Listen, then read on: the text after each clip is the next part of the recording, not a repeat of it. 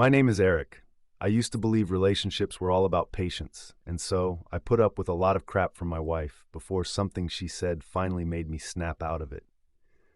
I walked away for good before serving her divorce papers. Here's what happened. My wife's name was Mia, and we were together for 6 years. The first couple of years? Amazing. She was charming, affectionate, and knew how to make me laugh. But somewhere along the way, things changed. Or maybe she didn't change. Maybe I just started noticing the things I ignored before. I began to constantly feel emasculated.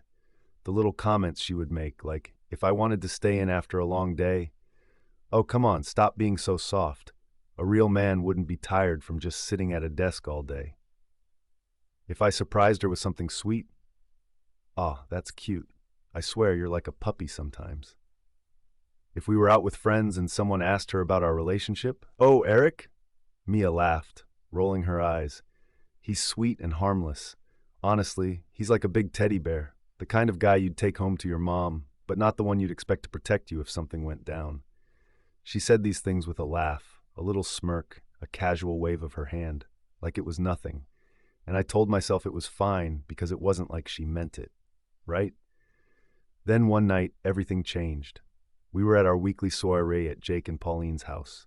We'd lived across from each other for 5 years since moving into the neighborhood, and every week we hosted barbecues and drinks, alternating between our place and theirs. Over time, we'd all developed a close friendship.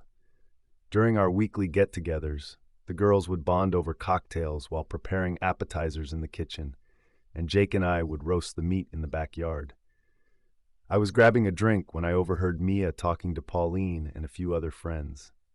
"I swear, sometimes I feel like I'm the man in this relationship," she said, laughing. "Eric is so sweet, but I mean, come on. Have you seen him? If we ever got robbed, I'd probably have to defend him." One of the girls gasped, laughing. "No way, he's not that bad." Mia smirked. "Oh, please. I literally opened a pickle jar for him last week. Can you imagine him trying to fight off an intruder?" Laughter erupted around her. I stood there, gripping my drink, feeling my face heat up. I wanted to let it go. I almost did. But then she noticed me, and instead of looking guilty, she just grinned. "Oh, don't look so serious," she teased. "You know I'm just messing with you." Something inside me just clicked. I smiled, nodded, and walked away. But for the rest of the night, I was watching how she spoke to me, how often she rolled her eyes, how she acted like she was doing me a favor just by being with me. For 6 years, I had told myself this was normal, that it wasn't a big deal. But now, I saw it for what it was. When we got home, she kicked off her heels and flopped onto the couch. "Ugh, my feet are killing me. Get me some water?" I looked at her, really looked at her, and for the first time I didn't move. She raised an eyebrow. "Hello?" I exhaled. "Mia, do you even respect me?" She snorted. "What kind of dumb question is that?" "No, really," I said, sitting down, "because I've spent 6 years loving you, putting you first, making sure you're happy, and I just realized I don't think you've ever done the same for me." Her smirk faded. "Oh, come on, what's this about?" "It's about the fact that I finally get it," I said.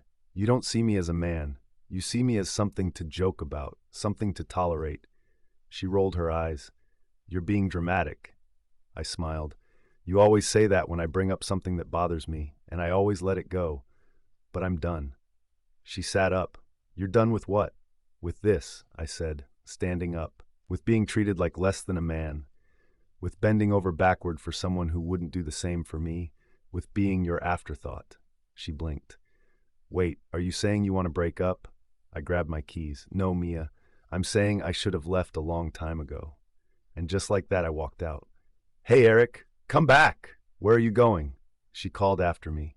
But for the first time in 6 years, I didn't care. Because I finally realized something. I deserved better. I drove to the club and drank myself silly. I spent the night in a motel across town. When I woke up the next morning, I was still in disbelief. My heart sank, waking up alone. The house was just too quiet without Eric. I thought about calling him. I thought about apologizing right away, but I didn't. Part of me told myself that I had to wait, that I shouldn't come off as desperate. I wanted him to come to me to admit that he'd overreacted. But then the hours went by, and I couldn't ignore it any longer. I went into his office later that afternoon, thinking maybe I'd find him there.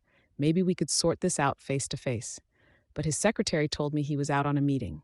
I waited for the text, the call that never came. Then, when I finally called his phone, it went straight to voicemail. I left a message, but it was more like an empty plea. Eric, please, I understand you are mad at me. I shouldn't have joked about you like that. You know how I am, I didn't mean it. Come home, we'll talk. I'm sorry. Still, nothing. And that's when it hit me. He wasn't just upset, he was gone. It took a few days for it to really sink in. I kept telling myself it was just a phase, that he'd be back, that we'd get through it like we always did. But he wasn't answering any of my calls, my texts. I didn't even know where he was staying. When I went to his office again, the security had been instructed not to let me in. I couldn't believe it. I even went to his favorite bar, hoping to run into him. Nothing. It was about 3 weeks later before we held our next soiree at Jake and Pauline's. I showed up alone, trying hard to hide how miserable and lost I felt, but they could see right through me. How are you doing, sweetheart? Pauline went first. Honestly, I feel terrible. I thought Eric would always be there, but he has ghosted me. I haven't heard from him since he left, I said, gobbling the cocktail in my hand. You know, Mia, Jake said quietly, Eric's been avoiding you, and I think maybe you should give him some space. Pauline added, he's really taking this seriously, Mia. Like, this time it's different. I'm really sorry. I rolled my eyes, frustrated. What, you think he's just going to walk away from me over one stupid joke? They didn't respond, but their silence said it all. And in that moment, I realized something I had been avoiding since he left. I had pushed him too far. It was months before I saw Eric again. The time apart had done nothing to erase the weight of what I'd lost.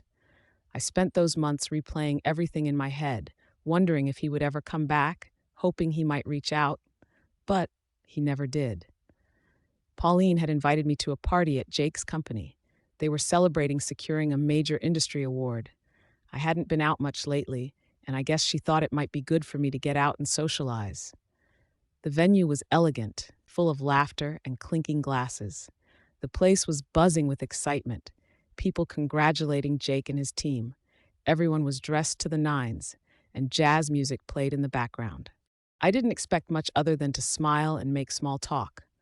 But when I walked in, there, across the room, I saw him, Eric. But it wasn't just Eric. Standing next to him was a woman, someone I didn't recognize. She was stunning, in a simple yet elegant black dress, her hair cascading in soft waves down her back. She had an air of warmth about her, a genuine smile that seemed to light up the room every time she spoke. She was leaning in slightly as Eric spoke, her hand resting lightly on his arm, her eyes filled with kindness. There was something about her that was different from me, something that seemed so effortlessly natural. I watched them for a moment, the way she was completely engaged with him, laughing softly at something he said. She wasn't just a beautiful woman, she was graceful, caring, and her presence seemed to fit with Eric in a way I never had. I felt a pang of jealousy, but also something else, a realization that maybe this was exactly what Eric needed. Maybe it was what he deserved. I couldn't stop staring at them until Pauline pulled me gently toward her, guiding me through the crowd. Mia, I'm glad you came, she said, her voice warm. But I have to say, I didn't expect to see him here, she said, glancing over to where Eric was. I didn't answer at first. My eyes were still on Eric, and I couldn't shake the feeling of being out of place. I swallowed hard, fighting the lump in my throat. Who's the woman with him? Pauline smiled knowingly, glancing over her shoulder. That's Grace. They've been seeing each other for a couple of months now.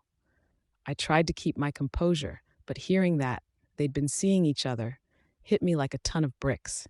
It was a feeling I couldn't describe. Part of me wanted to go over there, pull Eric aside, demand answers, but another part of me understood. As I walked further into the party, I realized Grace wasn't just standing there in his shadow. She was engaged with his friends, laughing with them, making everyone feel at ease. There was no sign of tension, no awkwardness. She didn't even seem to notice me, which was almost a relief. The moment I dreaded came sooner than I expected. Eric saw me before I could leave the room. He smiled at Grace, then excused himself, walking over to me with a casual ease that felt like a lifetime ago. Hey, Mia, he said, his voice warm, but with a new calmness that was different. He wasn't angry. He wasn't upset. He was content. I tried to muster a smile, but it felt forced. Hey, Eric, you look good. It's good to see you. Eric's eyes softened. You too, Mia. There was a pause as we both stood there, surrounded by the noise of the party, yet somehow in our own world. I'm glad you're here, he said quietly, his voice genuine. Yeah, it's been a while. I swallowed hard. How've you been? Good. Really good, he said with a light chuckle, glancing over his shoulder at Grace, who was chatting with a group nearby. Actually, things have been really good. I nodded, trying to keep it together. I didn't want to ask the obvious question, what about us? Because I already knew the answer. Eric hesitated for a moment, then looked back at me. Mia, he glanced down at his drink before meeting my eyes again. I don't want to make this awkward, but I think you deserve to know. I've moved on. Grace and we've been seeing each other for a while now, and I thought you should hear it from me. I felt a sharp pain in my chest. The words hit me harder than I expected, but I nodded, swallowing the lump in my throat. I get it, I whispered. But then Eric did something that caught me completely off guard. He reached into his coat pocket, pulling out a small envelope. Mia, he said, his voice steady but kind, I never got the chance to properly move on, and I've waited for a long time to do this, but I need you to have these. He handed me the envelope, and when I looked down, my heart dropped. Divorce papers. My breath caught in my throat, and I couldn't stop the tears from welling up. I stared at the envelope, the reality of it crashing down on me like a wave. Eric wasn't just moving on. He was closing the door for good. Eric, are you sure about this? I don't know what to say. My voice was shaky, the words barely leaving my lips. Eric reached out to touch my arm, his expression soft but firm. You don't need to say anything, Mia. This is what's best for both of us. I nodded, tears streaming down my face. I knew I had no right to feel angry, no right to feel betrayed. But in that moment, the weight of everything, the years I'd taken him for granted, the hurt I had caused him, it all came crashing down. Pauline was there in an instant, her arms around me, offering me a shoulder to cry on. As I cried, I realized something. Eric had finally found his peace. He had finally found someone who treated him right, someone who didn't make him feel small, someone who cared for him. And now I had to accept my fate. It was too late to change anything. If you like this video, kindly hit the like and subscribe button. We put up new videos every day, so hit the notification bell as well so you get notified when a new video comes up. Thanks. See you in the next one.